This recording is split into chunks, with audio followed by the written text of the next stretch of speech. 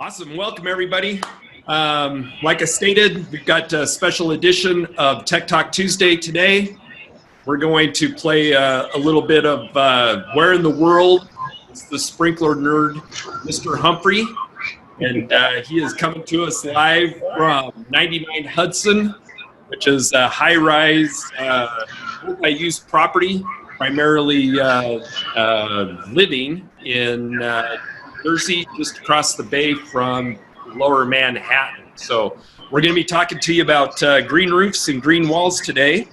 And since Andy was able to be on site, we're going to emphasize green roofs and how baseline technology is a perfect fit for managing the complex and distinct demands of irrigation in an on-structure installation.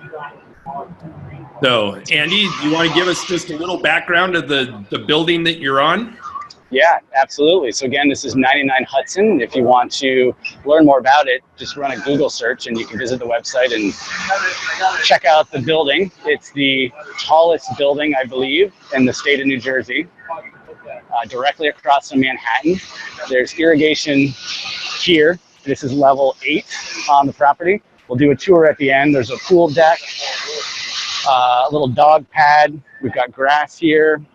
And then there's also landscaping on the ground level that's being managed as well. This particular system was designed and engineered by Brian Vincasey from Irrigation Consulting in Massachusetts. Awesome. And it was installed by Let It Grow. We'll make some introductions here in a little while. So Let It Grow company did the installation here. And we got lucky with a beautiful day here in Jersey City. Awesome. Very good. Well, you're coming in clear, both visually and audibly. So let's jump to a couple of slides real quick, and let's explain green roofs, the different types and the different applications that we work with using baseline technology. So I'm going to share my screen real quick. So this is the building that Andy is on. One sec, Chris. If you can switch your monitors. Oh, yep. Sorry. Okay, so this center spire is 99 Hudson, and Andy is situated on the deck right here, 8 stories up, where you could see the landscape that was installed on top of that building. So as we look at green roofs, let's talk a little bit about their purpose. Why do they put landscape on top of buildings? One of the primary reasons is for greening of the inner city, to bring some vegetation and atmosphere and aesthetics to the concrete jungle of a lot of urban cities. It also helps to reduce the heat island effect. It is typical in large metropolitan areas where the air temperature can be, more than 4 or 5 degrees hotter in the city than it may be in the surrounding more rural suburban areas. Another primary reason for green roofs is stormwater retention and delay. It's shown in studies that a vegetated roof can reduce stormwater runoff in as much as 87%. It also helps to filter pollution. It also will decrease the amount of energy that a building needs to use for heating and cooling. It's also becoming more and more popular that there's urban farming is occurring right in downtown metropolitan areas on rooftops. And then in this case, for the project that Andy is on, there's a significant property value enhancement.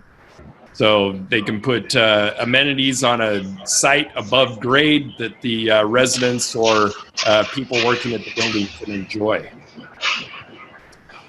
So with Andy being on a live site, broadcasting the way that he is, he's not able to mute his microphone.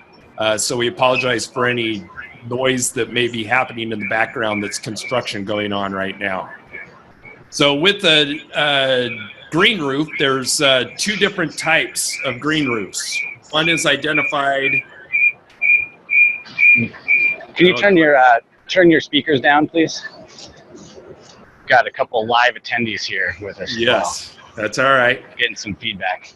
All right. So one type of green roof is called an extensive green roof. An extensive green roof typically covers a pretty large area and has a very shallow growing medium that they plant vegetation into. Usually that vegetation is going to be sedums or ground covers. This project is on top of the Javits Center in downtown New York City, baseline site that was retrofitted just over a year ago. But you can see that sedum that's grown in. Not only is it providing some environmental effects, but it also provides a habitat for wildlife. Andy being wild for sure, but joking aside, the project is a breeding ground for gulls in the area. So depending on the time of year when you go up on site, it can be kind of dangerous with the gulls protecting their younglings. Anyway, on these sites, drip irrigation is typically used and they're relatively low maintenance.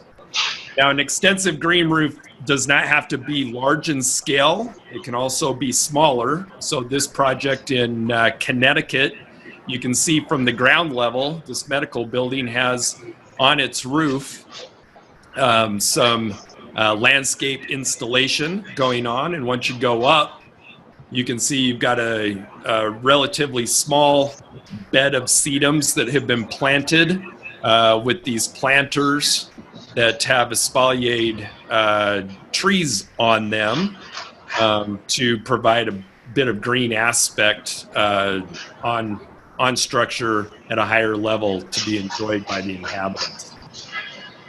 Now, another type of green roof is an intensive green roof. And intensive green roofs are usually much more complex because they are multi-use and intended for human interaction. So this project in California, the Facebook headquarters, installed a few years ago, is quite an intense application. Baseline's very happy to be part of it. You can see that there's site amenities that are on the roof, walking paths, benches, lighting, etc. And then very large plant material has been planted to create that green environment. So large caliper trees, real turf, dense ornamental grass plantings all contribute to the aesthetic value of this green roof. So this roof, just for scale, is now 13 acres and has over 200 irrigation zones just on the roof itself. So you can imagine that it's high maintenance. There's complex irrigation requirements that play into it, and it's just a beautiful place to be right there in the city. Okay, now as we look at green walls are drastically different because it's a vertical orientation. So you've got plant material that is growing on the side of the wall or side of the building, which creates a very demanding strategy to maintain it and install it at the same time. But you've got very limited capacity for soil medium. Drip irrigation is really the only option for watering a green wall. They typically have very diverse plantings to create, beautiful patterns. As you can see here, they've got several different plant material in those panels, so they may have different water requirements across a single panel of a green wall. And then, of course, you've got extreme exposures and multiple microclimates that you may have to deal with, not only from environmental factors, but also the way that water drains down through those panels and how the top of the wall could dry out much faster than the bottom of the wall. So we're going to focus today primarily on the green roof applications. And Andy is going to bring in some of the key players that have been involved in this 99 Hudson project. And they're going to kind of walk us around the site and explain what's going on. So if you've got questions, feel free to put them into Q&A. We'll get to them as you have them. And I am going to turn it over to you, Mr. Humphrey. So I'm going to introduce the project team here. And Frank took point on the distribution side. Let's see, come a little bit this way. Can you see us? Yep. There you go. Okay, so this is Frank Formicola with Central Turf and Irrigation. And Frank took point from the distributor level. Yep. Working the project from bidding to construction here to configuration. Expediting material. And material, yeah. Yep. And then let's bring in Steve. Steve is with Let It Grow. So Steve did the installation. He's the irrigation superintendent. Irrigation superintendent. And we're going to walk the site here in a minute and show you guys what we have, kind of take a look at each of the landscape environments, maybe take a quick look at the controller, and maybe open a valve box too, see what we see. And then let's introduce Doug. If you could also turn your phone mic all the way down, the volume. So come on over, Doug. We've got Doug Armour. Keep coming. Doug is the central control specialist with Central Turf and Irrigation. Works with a lot of baseline projects, both here in the Manhattan area, as well as up to Boston, down to DC, and throughout the Northeast. And then the newest addition, let's bring in Dave Shane. Dave Shane is the newest addition to the Central Turf and Irrigation team. Dave comes with 25 years of Rainbird Maxicom experience. From working all over the U.S., internationally.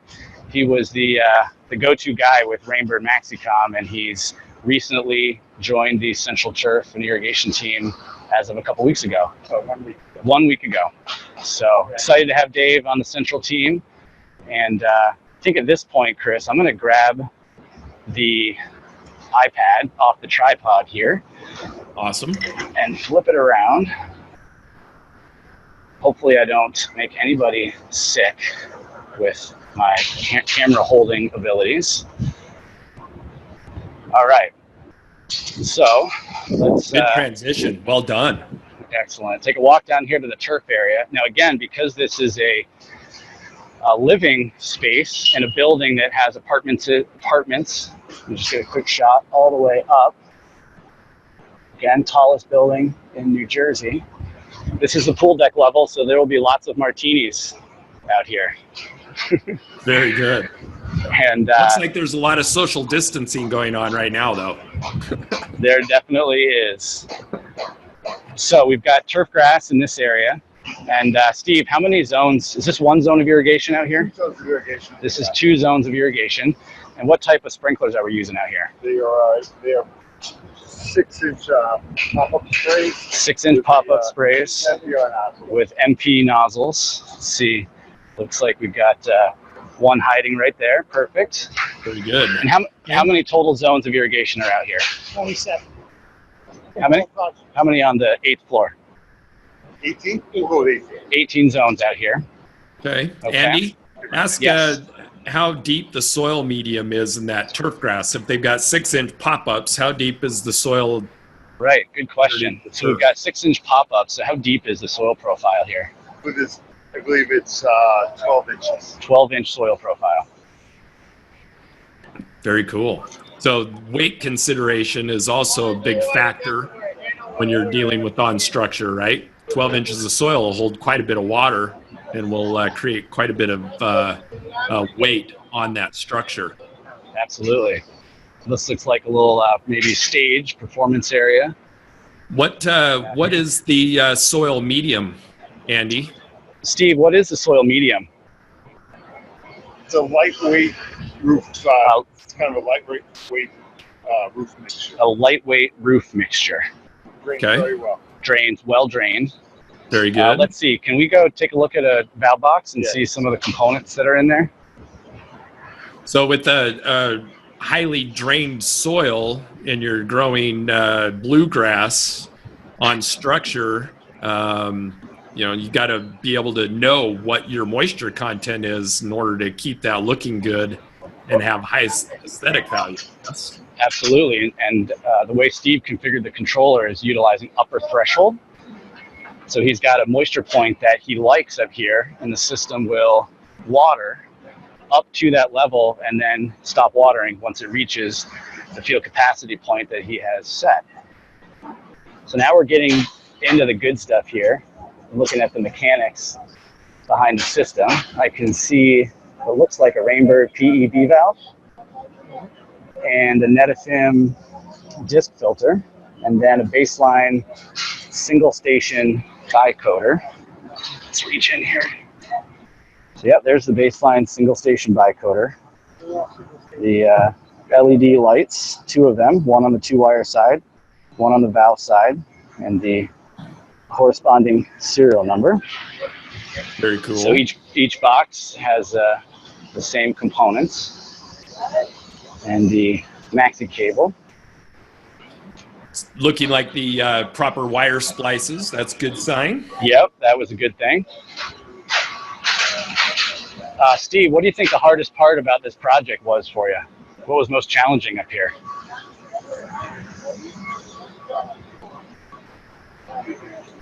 He's got to think about it. It was all challenging.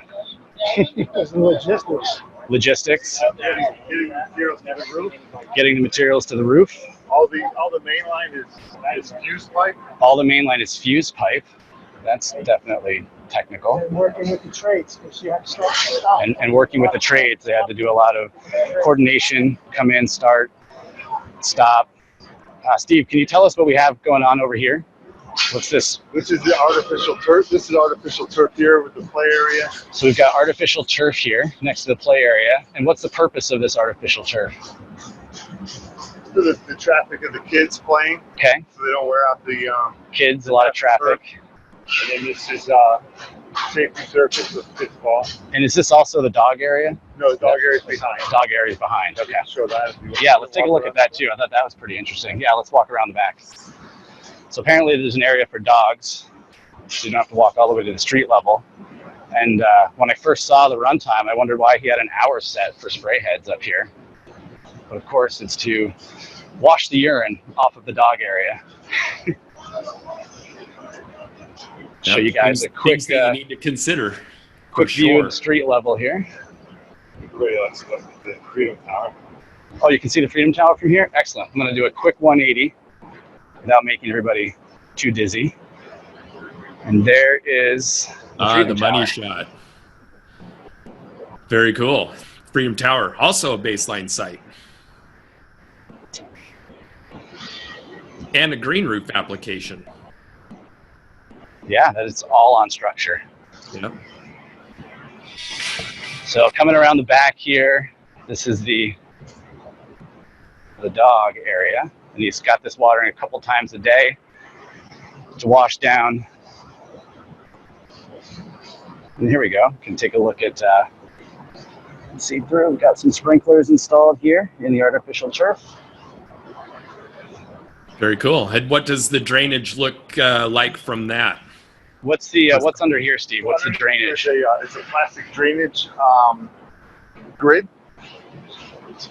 It's about 2 to 4 inches thick, and then underneath there it's just open for water. So there's no cushion, no soil, anything underneath there. Everything goes down through the Does it drain to sewer? Does it drain to sewer? Or does it drain to the street? You know where I would it say it goes? would be drained into sewer. Yeah, I think it drains to storm Building. sewer, Yeah, very cool. which also means every time it rains, it's going to storm sewer. Yep. All right, how are we doing on time? Do we have any questions coming in? A lot of comments about how cool it is. It's about time we got the cool card. Yeah, right? Oh, look at this. This is a dog Oh, yeah. Dog watering bowl. a dog fountain. Yep. All right, so let's talk a little bit about some of the watering strategy, Andy, and how the baseline technology is helping to monitor that irrigation system and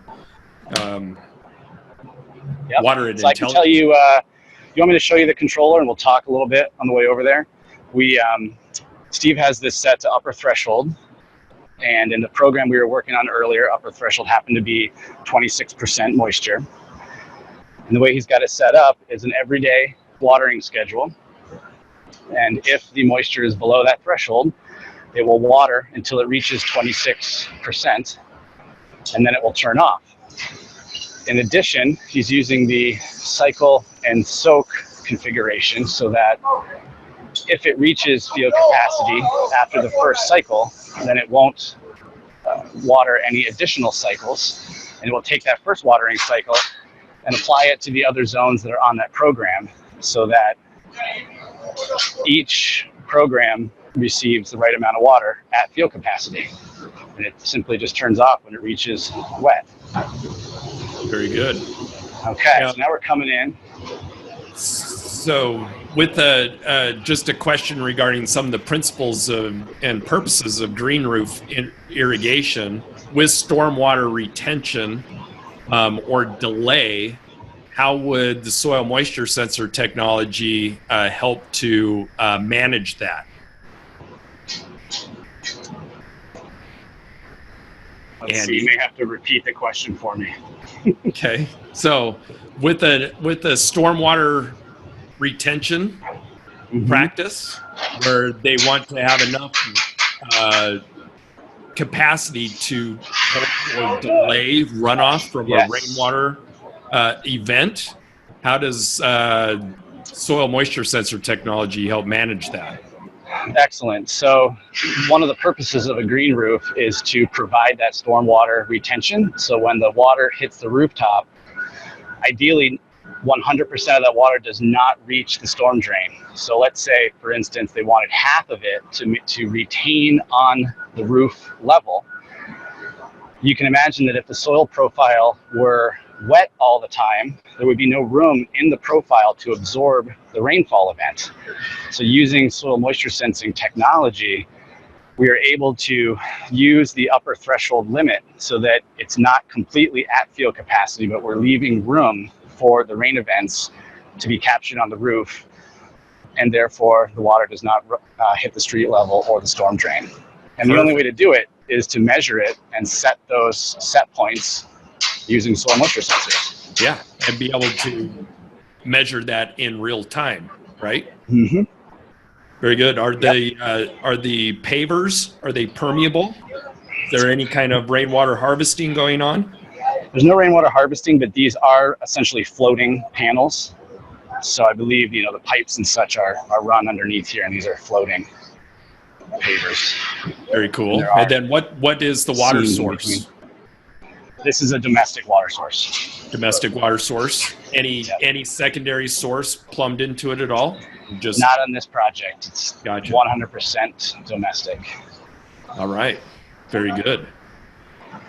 We'll come back over here and get another shot of the Freedom Tower. And the plants look very healthy. Oftentimes they'll come on roofs, and if it's not managed correctly, they can quickly dry out. So this roof looks excellent. Very cool. All right. So what kind of questions do we have coming in from our participants today? Anybody got any good questions? Bruce Halen wants to know, are there soak cycles being used to keep the synthetic turf cool? Not currently. No, there's no soak cycles. And I don't actually know, Steve's not with me, but I don't see any sprinklers on this square, believe it or not. Does not look like this particular patch is irrigated.